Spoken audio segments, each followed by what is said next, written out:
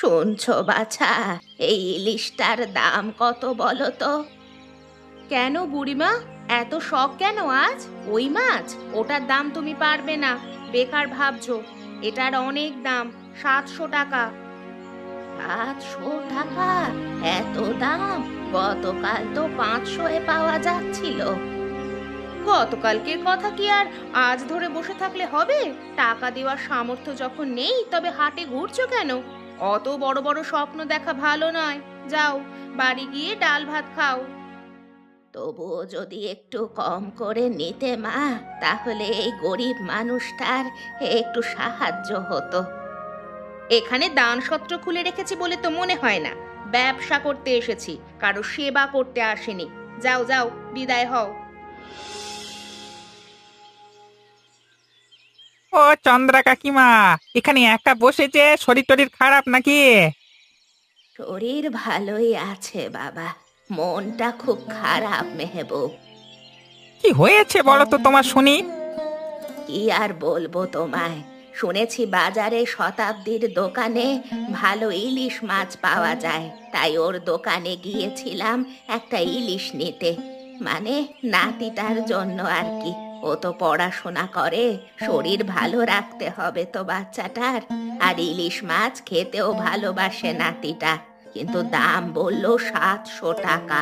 আর শুধু দামই বলেনি, লোকজনের সামনে এত অপমান করলো। বলল টাকা নেই তো হাটে ঘুরছো কেন? আমি কি ভিখিরি বলো বাবা? এত বড় কথা বলেছে সে, আমারই বউ হয়ে, মানে তার এত সাহস! কি আর করব বাবা, সবই নিয়তির খেলা। কাকিমা, আপনি কষ্ট পাবেন না ওর কথায়। ওর মতো মানুষের বুদ্ধি শুধু পয়সা রোজগার করতে কাজে লাগে। মানুষ চেনে না, মানুষের মূল্য দিতে জানে না। আমি তো আছি আপনার পাশে। পয়সার জন্য মানুষ এত নিচে নামতে পারে মেহবুব? আমরা গরিব বলে আমাদের কোনো দাম নেই। আমি আপনাকে কথা দিচ্ছি, আমি এর বিচার করব। শিবনাথ দা, আজকে হাটে একটা কাণ্ড শুনলাম তো। কি কাণ্ড শুনলি রে? চন্দ্রা কাকিমা এই শতাব্দীর দোকান থেকে মাছ কিনতে গেছিল। কি বলবো, তোমার কাছে বলতেও লজ্জা করে। বন্ধু বলে তোর কাছে কিছু বলতেও পারি না, আর লুকাতেও পারি না। আমার স্ত্রী তাকে লোকজনের সামনে এমন জ্বালাতন করেছে যে লজ্জায় আমার মাথা হেঁট হয়ে গেছে। 700 টাকা দাম চাইলে একটা ইলিশের দাম, টাকা না থাকলে আবার বলেছে ঘরে মানে বাড়ি গিয়ে ডাল ভাত খেতে। কি বলবো, বলতে আমার নিজের লজ্জা করছে। কি বলিস রে ভাই? আরে এখন বলো, আমার সম্মানটা কোথায় থাকে? টাকার জন্য মানুষ এতটাই অন্ধ হয়ে যেতে পারে মেহবুব, তুই ভাবতেও পারবি না মানুষ কতটা নিচে যেতে পারে। জানিস তো, চন্দ্রা কাকিমা আমাদের মা ঠাকুমার মতো, তাকেও আজকাল মানুষ অপমান করতে ছাড়ছে না। কি বলবো দাদা, মনে হয় বাজারটা আমাদের হাত থেকে বেরিয়ে যাচ্ছে। যারা মাছ ধরি তাদের চেয়ে যারা মাছ বেচে তাদের দর বেশি এখন। কি আর করবি বল, আমিও জিনিসটা লক্ষ্য করেছি। আসলে বাজারে একটা বিষ ছড়াচ্ছে, লোভের বিষ। কিন্তু কি করি বলতো, কিছু যে করব, আমাদের ক্ষমতা কই। বাবা, তোমরা এখানে কি করে থাকো? উফ, এত গরমে প্রাণ ওষ্ঠাগত। আর এই পচা গন্ধ, মাছ মাংস ঘাম, অসহ্য। শহরে বেশি দিন থাকলে গ্রামের অভ্যেস হারিয়ে ফেলবি, এটাই তো স্বাভাবিক। এখানকার এই গ্রাম্য গন্ধটাই তো আসল রে। ছি বাবা, কলকাতায় আমাদের ফ্ল্যাটে যেভাবে জীবন চলে, তোমাদের এই গ্রামটার ধারে কাছেও আসতে পারবে না। এখানে ঠিকমতো ইংরেজি বলে না কেউ, ফ্যাশন বলে কিচ্ছু নেই। সবাই যেন সেই পুরনো যুগে আটকে আছে। তুই ঠিকই বলেছিস পুষ্পা, শহর আলাদা জগৎ, কিন্তু তোর বাবা যে এখানেই আটকে আছে, আর এটাই তার জগৎ। আর এই জগতের ভরসাতেই তোকে অত দূরে পাঠিয়ে পড়াশোনা শিখিয়েছি, বুঝলি? সেসব তো হয়ে গেছে, এখন আর কেন? ব্যবসা বিক্রি করে দাও, কলকাতায় গিয়ে আরো বড় কিছু শুরু করো। এখানে থেকে লাভ কি? বিক্রি করব? আরে এটা ব্যবসায়, মাছের আড়ত। তুই বুঝিস না রে, এটা শুধু টাকা রোজগারের উপায় নয়, এটা হচ্ছে এখানকার মানুষের উপর নিয়ন্ত্রণ রাখবার একটা লাগাম। এখানে আমি হচ্ছি রাজা, শহরে গেলে আমি হব সাধারণ একজন ব্যবসায়ী। রাজা আর ব্যবসায়ীর মধ্যে পার্থক্য বুঝিস তো? কিন্তু ভিখিরিদের মধ্যে রাজা হয়ে থেকে লাভ কি বাবা? গ্রাম ছেড়ে যেতে ইচ্ছে হয় না তা নয়, কিন্তু এখানকার শেকড় আর শক্তি ছাড়তে পারছি না। ওই দুটো বোধ হয় একেবারে আমার সাথেই ওপরে যাবে।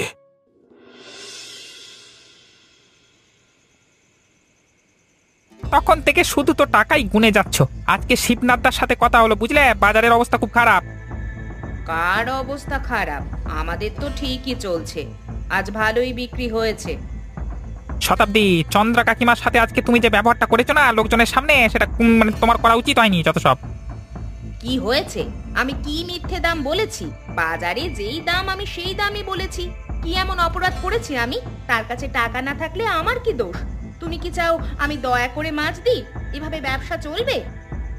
শতাব্দী, দয়া না হলেও অপমান করা ঠিক নয় কাউকে। আমরা কি শুধু টাকার পেছনেই পড়ে থাকবো সারা জীবন? তাহলে একটা পশু আর আমাদের মধ্যে তফাৎ কোথায়? হ্যাঁ, তোমার যত রাজ্যে ন্যায়ের কথা। ন্যায় দিয়ে পেট চলে না মেহবুব। তুমি আর শিবনাথদা সৎ হয়ে কি পেলে শুনি? একটা পাকা ঘর করতে পারলে এতদিনে? আমার একটা ভালো শাড়ি কিনে দিতে পারলে সারা জীবনে? না, আমি দোকান দিচ্ছি, ঘাম ঝরাচ্ছি, তবুও তুমি আমার বিপরীতে কথা বলছো। তুমি একটু আমার দিকটাও বোঝবার চেষ্টা করো। বোঝার কিছু নেই। তুমি তোমার বন্ধুত্ব আর নীতির কথা চিন্তা করো। যাও, আমার সাথে কথা বলো না, আমাকে নিজের কাজ করতে দাও।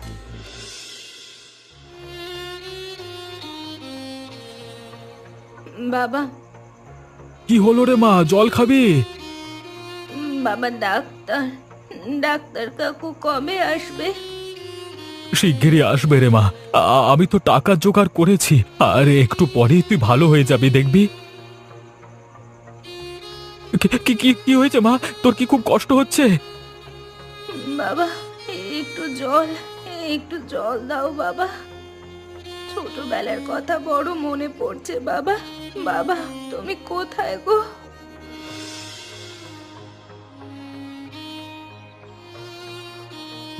কি দরকার? আমি আমি শিবনাথ বাবু, একটু কথা বলতে এসেছি আপনার সাথে। ও শিবনাথ, ভালো ভালো। কি হয়েছে বল? মাছের দর আবার বেড়েছে নাকি? না বাবু, দরের কথা না, আমার মেয়েটা খুব অসুস্থ, ডাক্তার দেখানোর দরকার, তাই আপনার কাছে কিছু টাকা ধার চাইতে এসেছি। কয়েকদিন পরেই ফেরত দেব। টাকা? কি বলিস কি তুই? তোকে আমি টাকা দেব কি ভরসায়? তোর তো একটা মাত্র ভাঙা নৌকা আছে, আর কিছুই নেই। তোকে টাকা দেওয়া যাবে না, ভাগ এখান থেকে, ভাগ। আমি শুধু মেয়েটার জন্য চাইছি বাবু, না হলে আমার মেয়েটা মরে যাবে। দেখ শিবনাথ, আমি ব্যবসায়ী, তোকে টাকা দিতে পারি একটা শর্তে। বিনিময়ে আমাকে কি দিবি বল? বিনিময়ে?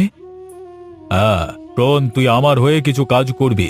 বাজারে আমার প্রতিদ্বন্দ্বী, যেমন এই যে চন্দ্রা, মেহবুব, ওদের মতো যারা এখনো ভালো ব্যবসা করছে, তাদের শেষ করে দিবি। কাউকে কিছু না জানিয়ে তুই আমার হয়ে কাজ করবি। বাবু, এটা তো গুপ্তচর বৃত্তি। আমার বন্ধু মেহবুব, আমি তাদের বিরুদ্ধে কাজ করব। আচ্ছা, তাহলে কোনো সমস্যা নেই, তুই চলে যা, নিজের মেয়েকে নিজের মতো করে বাঁচিয়ে নে। ঠিক আছে বাবু, কি করতে হবে বলুন আমাকে। এখানে বস।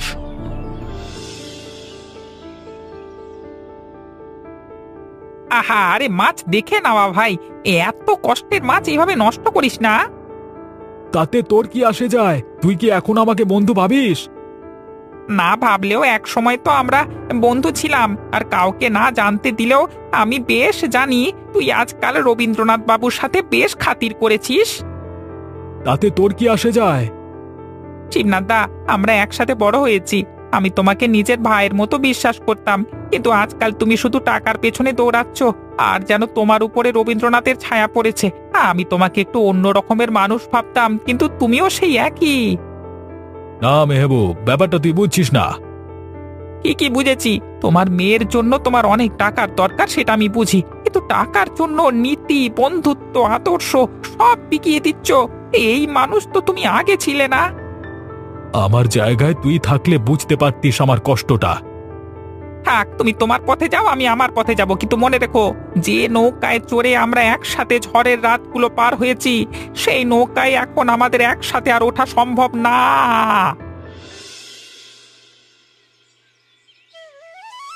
কি হয়েছে বাবা? মুখখানা মলিন দেখাচ্ছে যে বড়। আবার কিছু হয়েছে নাকি? আরে আর বলো না কাকিমা, টাকা এখন মানুষের জীবনের থেকেও সব থেকে বড় হয়ে গেছে। জানি বাবা, জানি। কি আর করবে, এটাই যুগের নীতি। কিন্তু কিন্তু আমি হেরে যাব না কাকিমা। শিবনাথ দা ওর পথ বেছে নিয়েছে, আমিও আমার পথ বেছে নেব, কিন্তু সৎ পথে থাকবো। যতই ঝড় আসুক সততাই আমার পথ হবে, তুমি দেখে রেখো। তোর সাথে কথা বললে মনে হয় ভালো মানুষ অন্তত একটা গ্রামে বেঁচে আছে, কিন্তু এইভাবে কি আর গ্রামের বাজারে টিকে থাকতে পারবি এত প্রতিযোগিতার মধ্যে? আমরা প্রতিযোগিতা করব, কিন্তু সৎ পথে। এমন জিনিস বাজারে নিয়ে আসবো যা এর আগে কেউ কোনো দিন দেখেনি বা ভাবেনি। তখন বাধ্য হয়ে লোকে আমার কাছ থেকেই জিনিস নেবে। সেটা কি রকম? তুমি বলেছিলে গরমে মিষ্টি ইলিশ খেতে ভালো লাগে, হজম হয়। আমাদের দাদি নানিরা তো ইলিশ ভেজে গুড় দিয়ে খেতেন। হ্যাঁ, তাই তো, গুড়ের রসে ইলিশ ভেজে। সে স্বাদ এখনো মনে আছে। ঠিক সেই জন্যই আজকে তোমার কাছে আসা। তাহলে শোনো পরিকল্পনাটা। আমরা ইলিশ মাছ বিক্রি করব ঠিকই, কিন্তু সাথে বাজার থেকে ভালো দেশি গুড় কিনে তাতে এই গরমে মিষ্টি ইলিশ বানিয়ে বাজারে বিক্রি করব। হ্যাঁ, বাহ, দেখবি খুব ভালো বিক্রি হবে। হ্যাঁ, কিন্তু এজন্য তোমাকে সাহায্য করতে হবে কাকিমা। তোমাকে আমাদের সাথে থাকতে হবে, মানে আমার সাথে বিশেষ করে। ঠিক আছে, তুই ব্যবস্থা কর। আমি খুব খুশি হয়েছি, আমি তোদের সাথে থাকবো। এবার কি ইলিশের সাথে গুড় নাকি? এসো বাবারা, একবার চেখে দেখো না। গরমকালে ইলিশ ভেজে একটু গুড় মাখিয়ে খাওয়ার স্বাদই আলাদা। একবার খেলে আর ভুলতে পারবে না। এ হচ্ছে আমাদের চন্দ্রা কাকিমার বুদ্ধি। তোমরা নিয়ে যাও, একবার খেলে বারবার আসবে আমার কাছে। আর এ জিনিস এখানে ছাড়া কোথাও পাবে না। আর তোমাদের শরীর স্বাস্থ্যও ভালো থাকবে গরমকালে। কি ব্যাপার কি? এদিকে কি মনে করে? আজকাল তো তোমাদের আর পাত্তা পাওয়াই দায় হয়ে উঠেছে। তোমার স্বামী তো মানে গুড় ইলিশ বিক্রি করে পুরো বাজার একা হাতে নিয়ে নিয়েছে। হ্যাঁ বাবু, কিভাবে লোক ঠকাচ্ছে বুঝতে পারছি না। এতদিন আমাকে সৎ পথে চলতে বলে এখন লোককে গুড় ইলিশ খাইয়ে ঠকাচ্ছে। আমি ওই বুড়ির আর ষড়যন্ত্রের মধ্যে নেই বাবু। তুমি ঠিক বলেছ, এভাবে চললে আমাদের পুরো ব্যবসাটাই লাটে উঠবে। তাহলে কি করব বাবু? আমি তো কিছুই বুঝতে পারছি না। কেন? শিবনাথকে আমি নিয়োগ করেছি এই জন্য, কিন্তু সে খুব একটা কিছু করতে পারছে না। এখন তোমাকেই করতে হবে, ওদের সর্বনাশ করতে হবে। কিভাবে? খুব সহজ। আগামীকাল ভোরবেলায় হাট বসবার আগে তুমি ওদের স্টলে যাও। তোমার স্টল আলাদা, তাই সমস্যা হবে না। যেই গুড় মাছগুলো ওরা রেখেছে ওখানে, সেগুলো নষ্ট করে দাও, বা এমন কিছু ওতে মিশিয়ে দাও যাতে স্বাদ নষ্ট হয়। আর লোকেরা যখন ওই পচা মাছ কিনে ফিরে যাবে, তখন ওদের ভরাডুবি হবে, কেউ ওদের আর পাত্তাও দেবে না। ঠিক আছে বাবু, আমি করব, কিন্তু এই কাজে ঝুঁকি তো অনেক। ঝুঁকি নেবে বলি তো আমার কাছ থেকে মূল্য পাবে। যদি কাজটা ঠিকঠাক করে করতে পারো, তাহলে 1 বছর তুমি আমার থেকে বিনা পয়সা ইলিশ পাবে তোমার দোকানের জন্য। আমি বুঝেছি বাবু, কাল ভোরেই কাজ হয়ে যাবে। আমি এখন যাই। শিবনাথ কাকা, আমি পুষ্পা, তোমাদের রবীন্দ্রনাথ বাবুর মেয়ে। এ কি, তুমি এত রাতে? জরুরি কথা আছে কাকা, আমাকে ভিতরে আসতে দাও।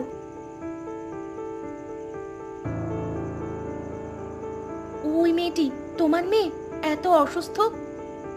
হ্যাঁ গো, ডাক্তার দেখানোর টাকা নেই, তাই এই অবস্থায় পড়ে আছে। তুমি আমার বাবার হয়ে কাজ করছো?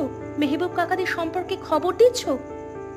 হ্যাঁ গো, যা করছি এই মেয়েটার জন্যই করছি। আজ সন্ধ্যায় আমি বাবার অফিসের পাশে লুকিয়ে সব শুনেছি। শতাব্দী কাকিমা কাল ভোরে মেহবুব কাকাদের মাছ নষ্ট করতে যাচ্ছে বাবার আদেশে। এক সময় তোমরা কত ভালো বন্ধু ছিলে মেহবুব কাকা, আর এখন তুমি এটা মেনে নিতে পারবে? না না, এ হতে পারে না। আমি তোমাকে জানিয়ে গেলাম, তার কারণ আমার মনে হয়েছে তোমার মধ্যে এখনো একটু মনুষ্যত্ব বেঁচে আছে। যদি কিছু করতে পারো, একমাত্র তুমিই পারবে। কিন্তু আমি একা কি করব? তুমি চিন্তা করবে না, কাল সকালে আমি নিজেই ওদের স্টলের কাছে যাব। শতাব্দী কাকিমাকে বাধা দেব। আর তোমার মেয়ের চিকিৎসার ব্যবস্থা আমি করব। আমি কলকাতার কলেজে ডাক্তারি পড়েছি, আমি ওকে দেখব, তোমাকে কোনো চিন্তা করতে হবে না। তুমি তুমি কেন করবে? আমরা তো তোমার কেউ না। কারণ আজ আমি বুঝলাম, শহরে পড়ালেখা করে ডিগ্রি অর্জন করেছি, কিন্তু মানুষ হওয়া শিখিনি। এই গ্রাম, এই মানুষগুলো আমাকে আজ মানুষ হওয়ার প্রথম পাঠ দিল। আমি বুঝতে পারলাম এখানের মানুষের মধ্যে কত দুঃখ কষ্ট লুকিয়ে আছে। তাই আমাকে দয়া করে একটু সাহায্য করতে দিন।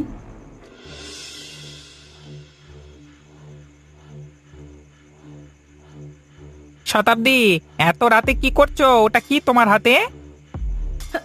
কিছু না, তুমি ঘুমাও। দেখি তাও আগে, এটা কি তোরাই কীটনাশক? তুমি এটা নিয়ে কি করতে চাচ্ছ এত সকালে? তোমার কি দরকার? ব্যবসা বাঁচাতে যা করতে হয় আমি তাই করব। তুমি তো তোমার বন্ধু আর ওই বুড়ির সঙ্গে মিলে আমার সর্বনাশ করছো। সর্বনাশ! আমি সৎভাবে ব্যবসা করছি, আর তুমি তুমি বিষ নিয়ে মাছ নষ্ট করতে যাচ্ছ, মানুষের স্বাস্থ্যের ক্ষতি করতে যাচ্ছ। ছি ছি ছি ছি ছি, এটা পাপ। পাপ? টাকা না, সেটা কি পাপ নাকি না? আচ্ছা, তুমিও তার মানে ওই শয়তানের গুপ্তচর হয়ে গেছো? হ্যাঁ, নিজের স্বামীর বিরুদ্ধে যাওয়া শুরু করে দিয়েছো টাকার লোভে। আমাকে ছেড়ে দাও বলছি। আমি যেতে দেব না, আমি এ পাপ কাজ করতে দেব না। সরে যাও, না হলে কিন্তু। আহ! ও বাবা, থামো থামো শতাব্দী, থামো, লাগছে ও বাবা। এই আমি কি করলাম? ওগো ওগো, তুমি ঠিক আছো? আমাকে ক্ষমা করে দাও, আমার ভুল হয়ে গেছে। আমি আর কোনোদিন ওই পথে যাব না। তুমি যা বলবে আমি তাই শুনবো। এই দেখো, আমি বিষ ফেলে দিচ্ছি।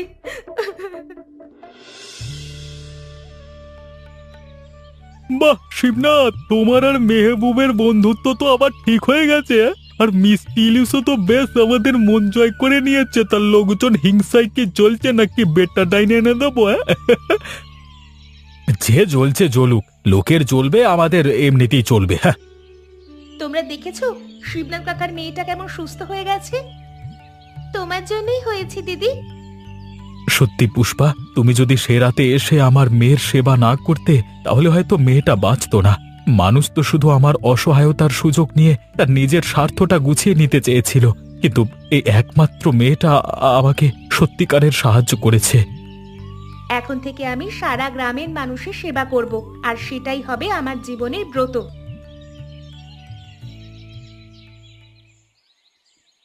কি হচ্ছে কি এখানে? একটা কথা বলবো বাবা, দেখো সবাই ভালো হয়ে গেছে, এখন তুমি কি একটু ভালো হয়ে যেতে পারো না? সবাই সবকিছু জেনে গেছে বাবু, এবার যদি আপনি ভালো না হয়ে যান, তাহলে তো লোক আর আপনাকে ক্ষমা করবে না।